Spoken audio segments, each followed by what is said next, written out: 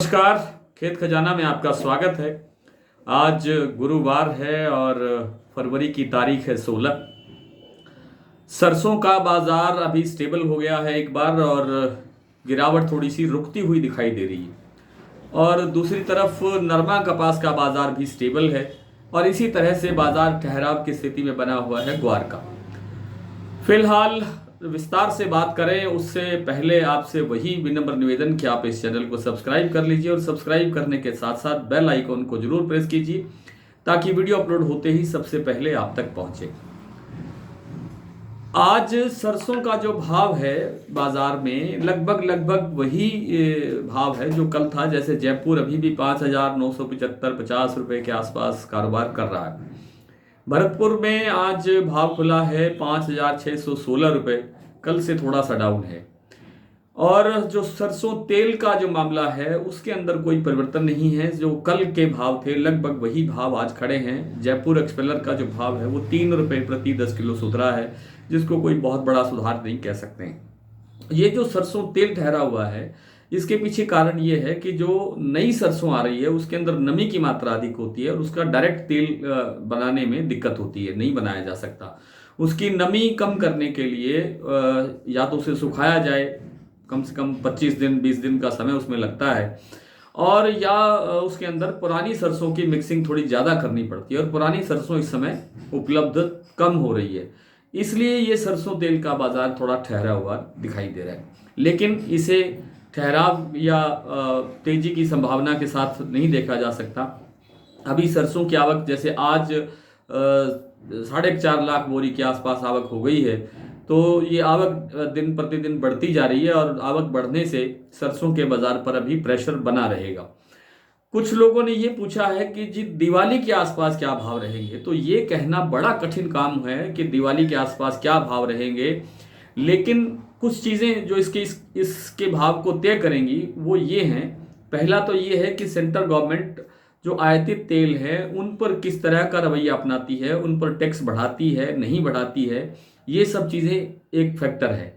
दूसरा, दिवाली के आसपास जो दूसरे खाद्य तेलों का आयात की स्थिति क्या रहती है। जैसे इस समय विदेशी आयातित तेलों का स्टॉक हमारे पास बहुत ज़्यादा है। सबसे ज़्यादा तेल बढ़ा है सूरजमुखी तेल, उसके बाद दूसरे नंबर पे पाम तेल, फिर सोया तेल।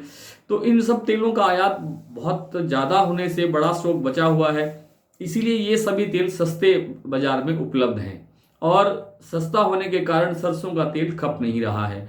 सरसों का तेल नहीं खप रहा है तो सरसों का भाव नहीं मिलेगा। तो ये अभी तय करना बड़ा कठिन है कि दिवाली के आसपास क्या भाव हो सकता है। सरकार क्या कब किस तरह का स्टेप उठाएगी।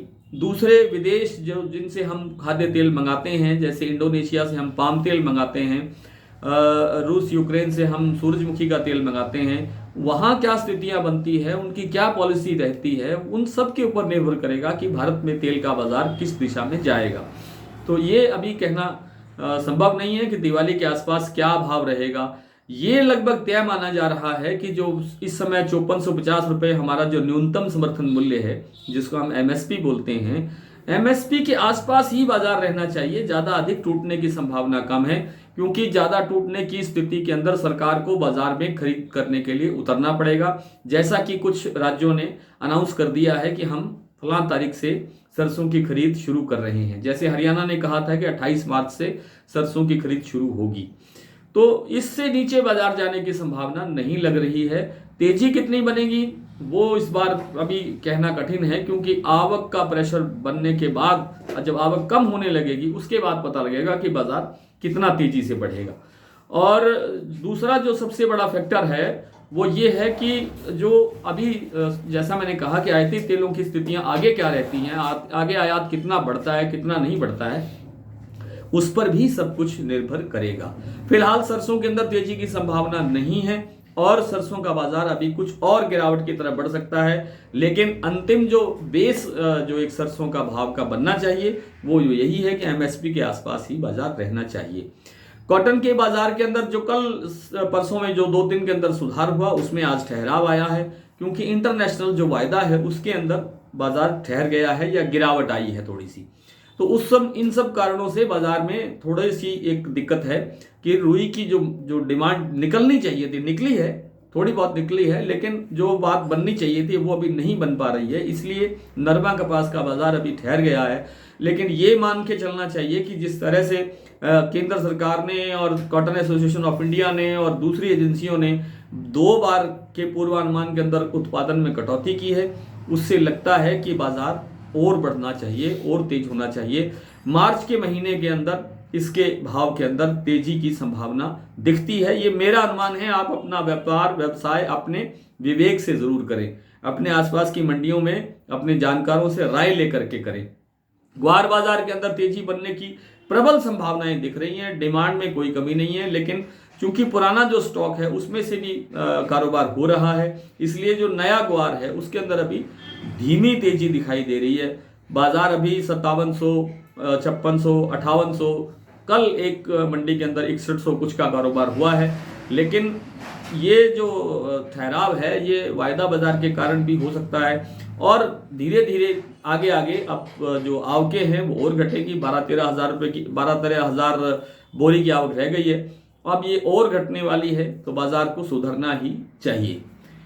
कुछ मंडियों के भाव देख लेते हैं। आज भरतपुर का भाव खुला है 5,616 रुपये, गंगापुर 5,600 रुपये, जयपुर 5,975 रुपये, अलवर 5,800, दिल्ली 5800, चरखी दादरी 5750, निवई 5600, नडवई 5616, सलोनी 6250 से लेके 6300, तो नया सरसों ले रहे हैं वो। और सलोनी के में जो पुराने सरसों का भाव है वो है 6350 रुपये अधिकतम। सुमेरपुर 5680, नागौर 5800, बीकानेर 5600, टोंक मंडी 5950, देई बूंदी 5450। रायसिंह नगर में आज सरसों बिका है 5591, विजयनगर में 5279, आदमपुर में 5551, गंगानगर में 5490, अबोर मंडी में 5495, सिरसा में 5775, एलनाबाद में 5448 और नोहर में 5550।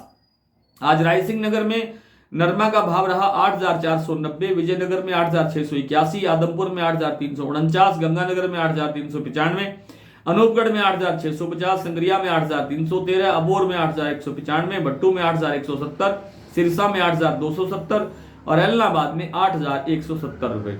ग्वार में आज नोहर में कारोबार हुआ है 5750 पे, एलनाबाद में 5585, गंगानगर में 5680, आदमपुर में 5770, विजयनगर में 5718 और रायसिंह नगर में 5746। आज इतना ही, आपसे कल फिर मुलाकात होगी, तब तक के लिए नमस्कार।